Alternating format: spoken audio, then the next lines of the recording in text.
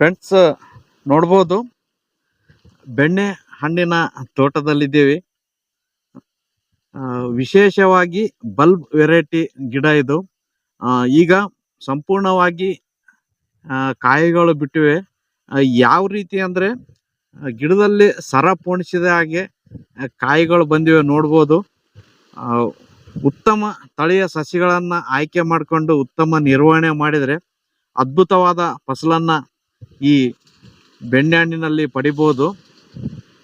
ಒಂದು ಗಿಡ ಅಂತಲ್ಲ, ಪ್ರತಿಯೊಂದು ಗಿಡಕ್ಕೂ ಈ ರೀತಿ ಅದ್ಭುತವಾದಂಥ ಕಾಯಿಗಳು ಬಿಟ್ಟಿವೆ ನೋಡಿ.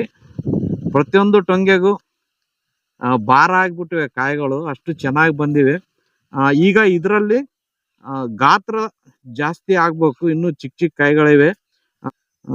ಈ ರೀತಿ ಬಂದಾಗ ಬೆಳೆದಂಥ ರೈತರಿಗೆ ಅನುಕೂಲ ಆಗ್ತದೆ.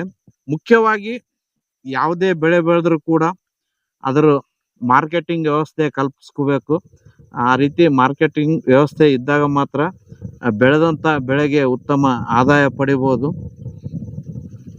ಅದಕ್ಕಿಂತ ಮುಖ್ಯವಾಗಿ ನಾವು ಆಯ್ಕೆ ಮಾಡಿಕೊಳ್ಳುವಂಥ ತಳಿಯ ಮೇಲೂ ಇಳುವರಿನ ಆದಾಯನ ಪಡಿಬೋದು. ನಿಮಗೂ ಕೂಡ ಈ ವಿಶೇಷವಾದಂಥ ಸಸಿಗಳು ಬೇಕಾದರೆ ನಾನು ನಂಬರನ್ನು ಹಾಕಿರ್ತೇನೆ, ಕಾಂಟ್ಯಾಕ್ಟ್ ಮಾಡಿ ನೀವು ಇದ್ರ ಬಗ್ಗೆ ಇನ್ನೂ ಹೆಚ್ಚಿನ ಮಾಹಿತಿಯನ್ನು ಪಡಿಬೋದು. ನಮಸ್ಕಾರ.